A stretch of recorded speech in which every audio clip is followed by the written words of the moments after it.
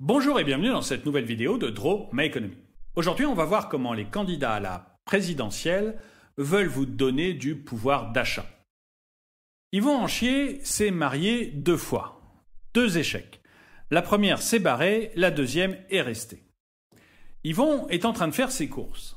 Et comme plus de la moitié des Français, il trouve que son pouvoir d'achat a plutôt diminué pendant le quinquennat d'Emmanuel Macron. En tout cas, ce sont les résultats d'un sondage OpinionWay qui disent que 56% des Français ont ce sentiment. Et que seulement 8% ont le sentiment que leur pouvoir d'achat a augmenté depuis 2017. D'ailleurs, c'est étonnant parce que les chiffres de l'INSEE ne donnent pas du tout raison aux Français. Pour l'INSEE, le pouvoir d'achat des Français n'a fait que progresser au cours des 5 dernières années. Mais on a déjà pu parler ici de la différence entre le pouvoir d'achat calculé et le pouvoir d'achat ressenti. Ceci dit, si Yvon a l'impression que son pouvoir d'achat a baissé depuis le début du quinquennat Macron, il pense aussi que les autres candidats à la présidentielle n'auraient pas fait mieux. Et la plupart des Français sont tout à fait d'accord avec Yvon. Par exemple, il n'y a que 19% des personnes interrogées qui pensent que Marine Le Pen aurait fait mieux.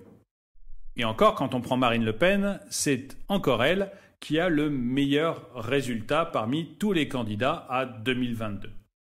En rentrant chez lui en pleine réflexion, Yvon passe à côté du Jardin des Halles à Paris et voit tous ces jeunes qui sont en train de s'auto-vacciner assis par terre. Les Parisiens sont quand même vachement sérieux avec le vaccin. Arrivé chez lui, il met la télé et il voit alors les candidats à la présidentielle qui se lancent dans un concours Lépine pour améliorer son pouvoir d'achat. Et il faut dire que son pouvoir d'achat, il a besoin d'être amélioré. D'ailleurs, en parlant de concours Lépine, Yvon a une super idée pour améliorer son pouvoir d'achat.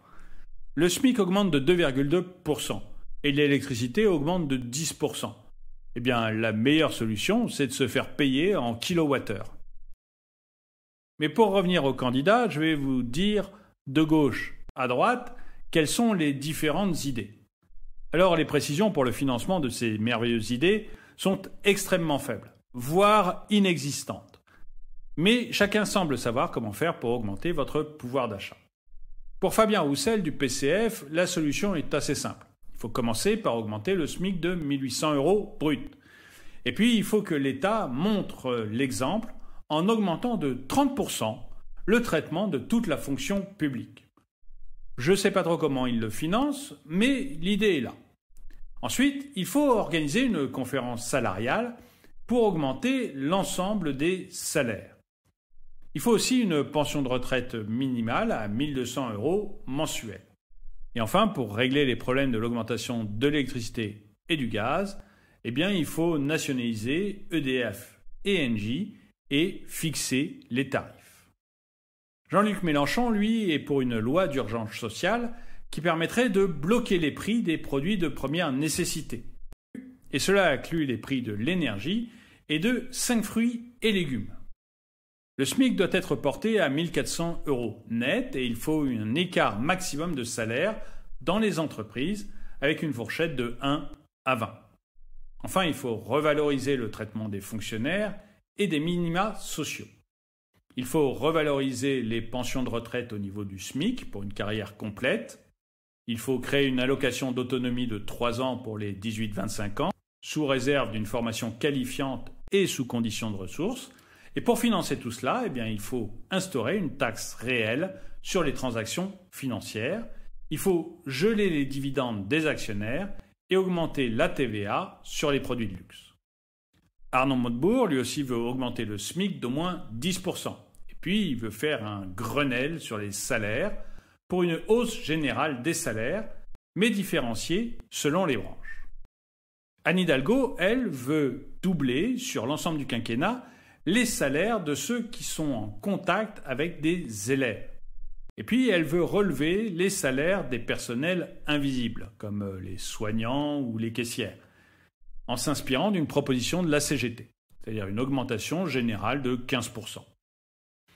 Pour Yannick Jadot, l'un des candidats d'Europe Écologie Les Verts, le programme écologique est en lui-même un 13e mois, puisque les gens vont dépenser beaucoup moins en chauffage grâce aux rénovations des logements. Et puis, il veut aussi une meilleure justice sociale dans les entreprises et, pour cela, il veut conditionner les aides publiques à des critères sociaux. Sandrine Rousseau, elle, aussi candidate Europe Écologie Les Verts, veut garantir un revenu d'existence de 850 € à partir de 18 ans, évidemment sous condition de ressources. Le coût, c'est juste 130 milliards d'euros. Alors aujourd'hui, on ne se rend plus compte de ce qu'est 1 milliard d'euros, mais dites-vous, c'est l'équivalent du budget de l'éducation nationale, de la recherche, plus des missions de sécurité de l'État. Alors, Sandrine Rousseau, elle a quand même des pistes pour financer. Je ne sais pas si elles sont réalistes, mais elle a des vraies pistes. Tout d'abord, elle veut fusionner des prestations qui sont déjà données pour un total de 75 milliards d'euros. Ensuite, elle veut individualiser l'impôt, ce qui veut dire augmenter l'impôt, pour un total de 29 milliards d'euros.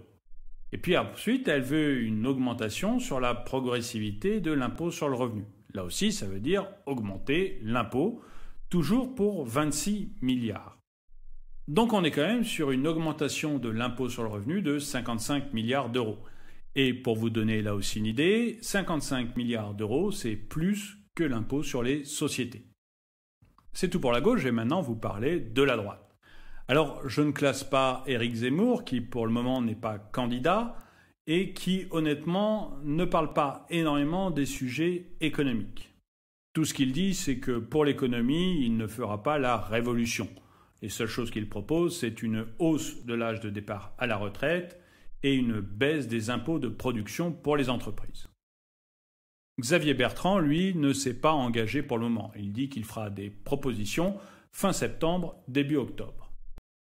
Valérie Pécresse, un peu comme Arnaud Montebourg, dit qu'elle veut faire une grande conférence salariale et augmenter le salaire net de 10%, mais elle en abaissant les charges salariales. Ça, je vous en avais déjà parlé dans une autre vidéo et je vous mets un lien pour que vous puissiez aller voir. Et pour les retraités qui ont travaillé toute leur vie, Valérie Pécresse propose une pension au moins égale au SMIC à l'horizon 2030. Autre membre du parti LR, Michel Barnier, veut aligner le traitement des enseignants sur le niveau observé dans les autres grands pays. Et pour ça, il veut redéployer des ressources qui, aujourd'hui, sont accaparées par les fonctions support et par l'administration dans l'éducation nationale.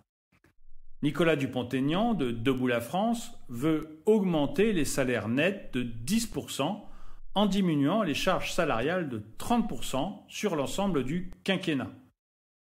Il veut que les salaires soient payés tous les 15 jours pour réduire les découvertes bancaires, et c'est déjà ce que l'on voit aux États-Unis, par exemple. Et il veut rétablir le dispositif d'exonération des heures supplémentaires pour assouplir les 35 heures. Dernière personne de droite dont j'ai les chiffres, Marine Le Pen. Marine Le Pen, au lieu d'augmenter les salaires, ce qui d'après elle ferait une charge trop lourde pour les entreprises qui sont déjà en grande difficulté économique, elle veut rendre du pouvoir d'achat aux Français en nationalisant les autoroutes, ce qui permettrait de baisser les prix des péages de 10 à 15% et de faire gagner 1,5 milliard d'euros par an au budget de l'État. Et puis elle veut aussi privatiser l'audiovisuel public, ce qui permettrait de faire économiser 2,8 milliards de redevances aux contribuables. Et là, j'aimerais bien savoir ce que vous en pensez. Personnellement, en lisant les propositions des différents candidats, j'ai cru que je rêvais. Pour moi, il n'y en a pas un seul qui est une proposition à la fois crédible et qui réellement permettra de faire gagner du pouvoir d'achat aux Français. Tout ça me semble complètement aberrant. Et c'est aberrant à mon avis parce qu'on ne s'attaque pas au réel problème de la France, c'est-à-dire le coût de son modèle social. Tant que l'État ne s'occupera pas du coût du modèle social, soit il sera obligé d'augmenter les impôts tout de suite, soit il sera obligé de les augmenter demain parce qu'il se sera endetté pour payer ce modèle social. La seule façon de donner du pouvoir d'achat aux Français, c'est de baisser le coût du modèle social. Et j'aimerais bien savoir si vous êtes d'accord avec moi ou si vous voyez une autre solution. Dites-le moi dans les commentaires. Et le dicton du jour. Les bons crus font les bonnes cuites. Merci d'avoir regardé cette vidéo, mettez-lui un pouce vers le haut, commentez-la, partagez-la. Merci à tous ceux qui ont rejoint la chaîne et je vous dis à très bientôt.